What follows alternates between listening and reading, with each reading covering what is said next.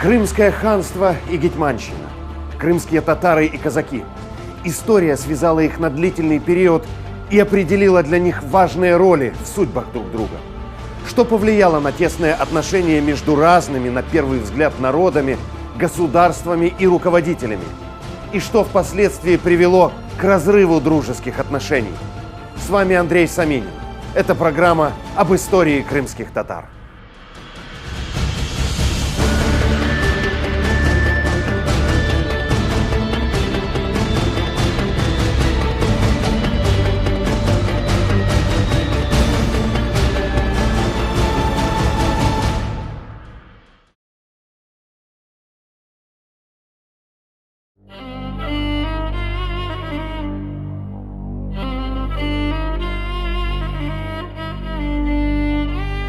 Ближайшие годы после этого напряженного периода во внешней политике не принесли ханам заметных успехов.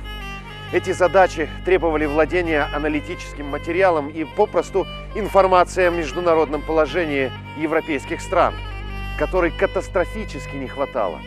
По ряду объективных причин Крым не мог иметь своих постоянных представителей ни при европейских дворах, ни при России.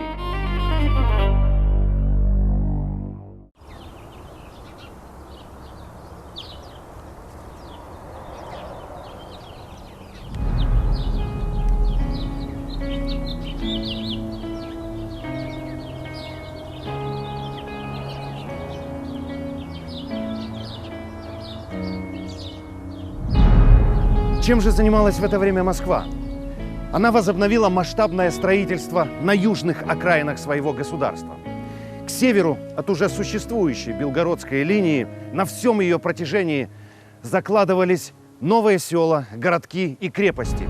Шло интенсивное заселение пустошей. Когда новые земли осваивались экономически, правительство военизировало их. Но государственной экспансией дело не обошлось. Шло стихийное продвижение русских на юг. И к 1680 году существовала уже новая Сызранская черта. А к концу 17 века были заложены Камышинская, Петровская и другие крепости.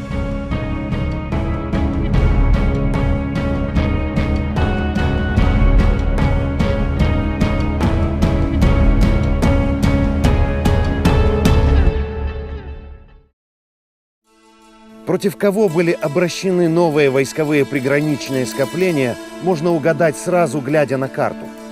Если до 1654 года русские границы были настолько удалены от Перекопа, что непосредственной угрозы северной агрессии почти не было, то в результате Переяславской Рады рубежи централизованной, экспансивной, значительно превосходящей Крым военной мощью и явно враждебной ему державы, продвинулись к северным землям ханства вплотную.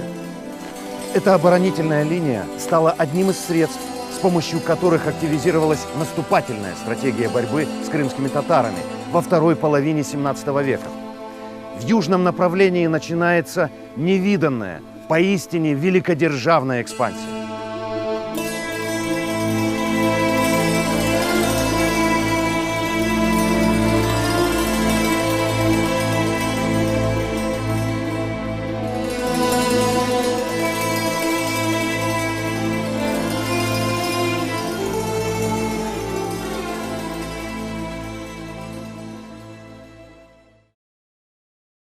План первого массивного наступления на Крымское ханство был в Москве готов уже в 1655 году. Для его осуществления были привлечены как калмыки и донские казаки, так и Богдан Хмельницкий с запорожскими казаками. Царь одобрил идею наступления, стремясь достичь ранее небывалого – выхода к Черному морю. Итак, Крыму готовилась участь Казани и Хаджи-Тархана. Начались сбываться пророческие слова турецкого историка и дипломата Эвлии Челеби о том, что если русские на 5-10 лет избавятся от набегов татар, если они, пользуясь благополучием, задумают заняться делами по устройству государства, ни одна держава не сможет противостоять им, и они займут земли всех казаков и поляков.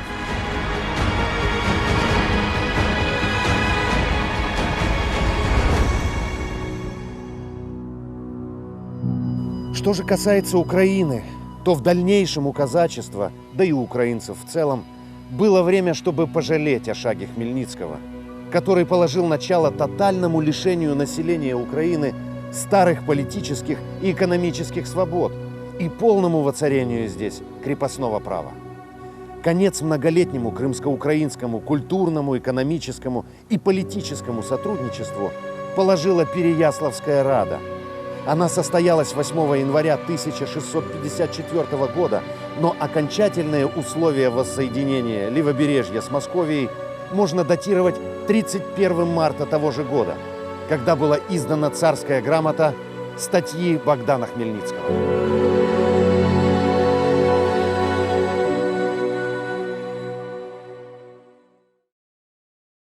Согласно этим статьям, Левобережью предоставлялась известная автономия. Важнейшим из полномочий было право гетмана вести внешнюю политику. Однако результаты этого соглашения были шокирующими. Хмельницкий получил атрибуты власти, но оказался в двусмысленном положении. Ведь условия договоренностей диктовала Москва, и вчерашнему, по сути, гетману было отказано в нерушимости казацких вольностей, традиционных сословных привилегиях и в праве на самостоятельную внешнюю политику.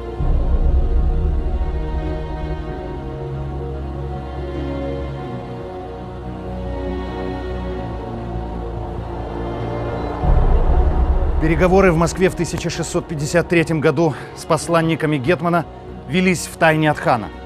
Ислам-Гирей чувствовал изменения в политическом климате и тщетно пытался отговорить гетмана от совершения ошибки.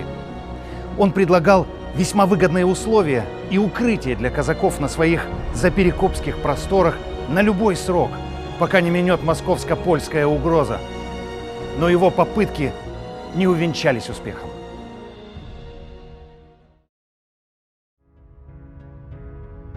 Подписание Переяславского договора в 1654 году изменило равновесие сил в Восточной Европе и подтолкнуло Крымское ханство на сближение с Речью Посполитой.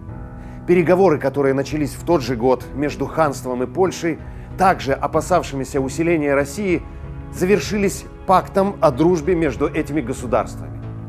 В связи со смертью Ислам-Гирея договор подписал его преемник Мехмед-Гирей IV, который стал новым ханом.